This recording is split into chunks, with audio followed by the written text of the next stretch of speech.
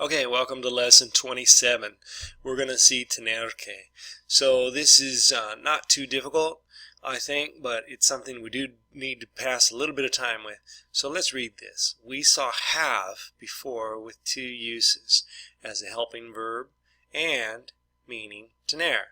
But what happens when we want to express the phrase tener que?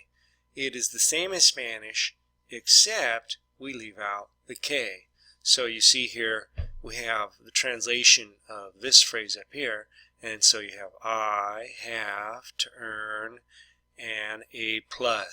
So you can see that the word que is not translated. Alright, so let's see it in the present tense right here first. Okay, number one, you have to earn a much better salary. You have to earn a much better salary. Okay, I think you're going to be able to translate that. Number two, Peter has to win the soccer game. Peter has to win the soccer game. Number three, we have to earn the respect of our neighbors. We have to earn the respect of our neighbors. Number four, they have to do all their homework. They have to do all their homework. Okay, so let's look at this in the past tense. Okay? Number five, I had to try harder to pass the class. I had to try harder to pass the class. Number six, Carol had to study more to pass 9th grade. Carol had to study more to pass 9th grade. Alright, so to have to is tener que, and to have is tener. So be careful about this reverse. Be aware of that. Okay, so good. So we have the word ganar in Spanish that it's used a lot in English. So we'll look over here. Win is for like a game of soccer or something like that. Pass is for an academic level. Beat is to ganarle a alguien. So if you say that your team won, ganó tu equipo, then win.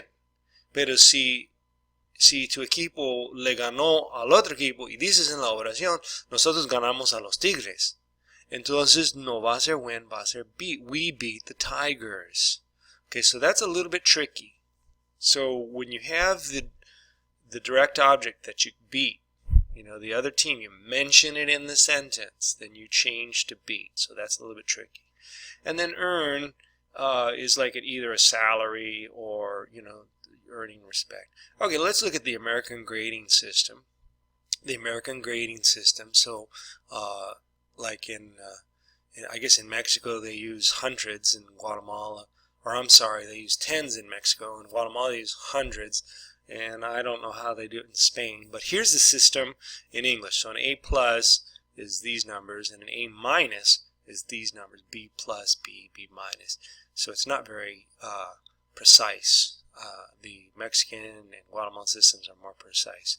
And then, so that if you get less than 59, you get an F. So these go alphabetically, A, B, C, D, and then you jump to F. Why? Because E is used in effort for excellent. So E means excellent. So you skip to F, which also means flunk, or it means fail. So then let's look at the American schooling system.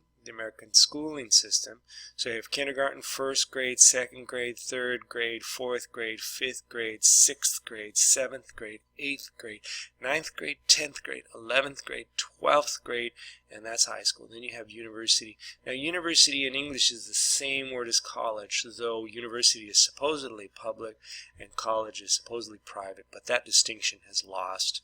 So when usually people say college because of the rule of laziness, you know, I'm going off to college, even though they go to the university.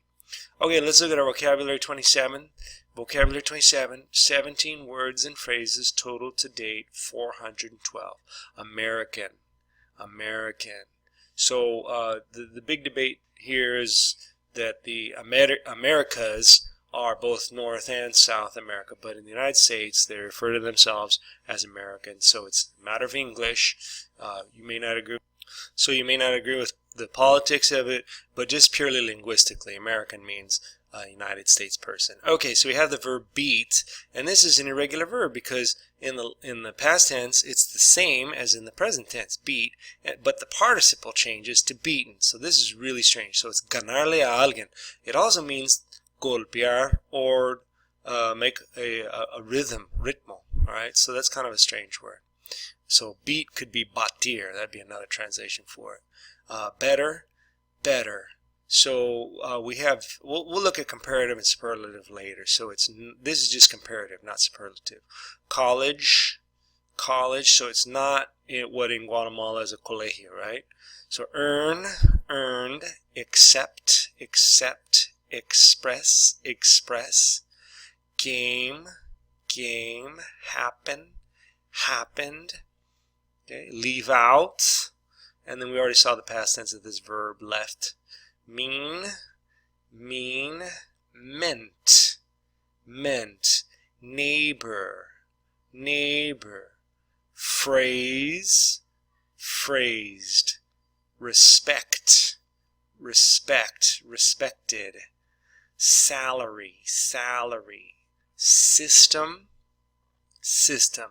University, university. Win, win.